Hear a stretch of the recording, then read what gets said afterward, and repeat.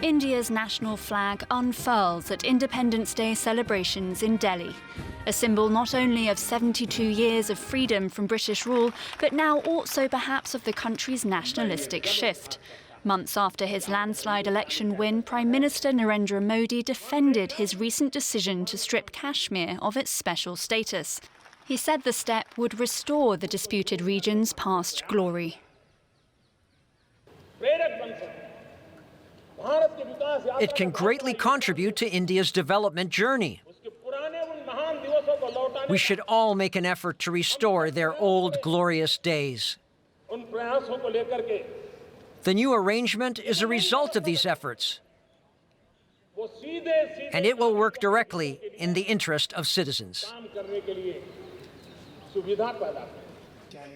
As Modi spoke, Indian-controlled Kashmir spent its 11th day under a lockdown and communications blackout. Authorities there have cut internet and phone links, detained more than 500 leaders and activists, and restricted movement with police roadblocks. Meanwhile, in Pakistan, black flags flew at half-mast. The country observing what it called a Black Day to protest Modi's decision on Kashmir and express solidarity with residents there. Tensions between India and Pakistan hanging like a dark cloud over the region. Let's get more on this story with Nimisha Jaiswal, our correspondent in Delhi. Hi, Nimisha. Good to see you. So Modi gave a speech today to mark Independence Day.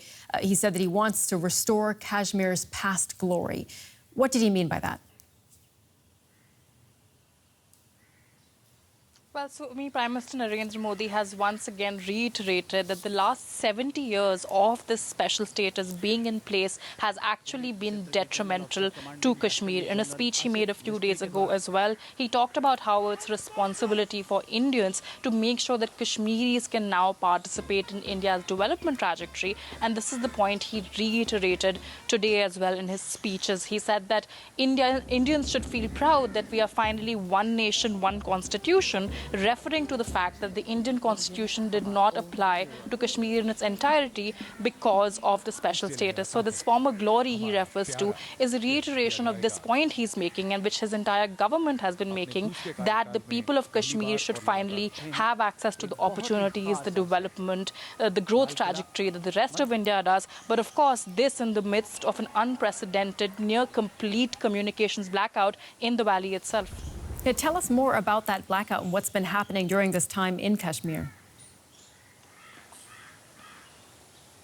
Well, so the state of Jammu and Kashmir has been divided into two parts, and in some parts the communications blackout has been lifted, but in the most restive part of the state, the valley of Kashmir, the communication blackout persists. It's now in its 11th day that the people of Kashmir not only have no internet access, they also have no phone connectivity, and they actually have to line up for hours to make a call for a few minutes to their loved ones outside of the state. The state's justification, the government's justification for this communication blackout is to ensure that peace is maintained. There's also been a massive military deployment on the ground, more than what is usually out there, to make sure that there's no protests. Some protests, however, have broken out. We're hearing these from media reports. There is, of course, the government pushing back, saying many of these reports are not true.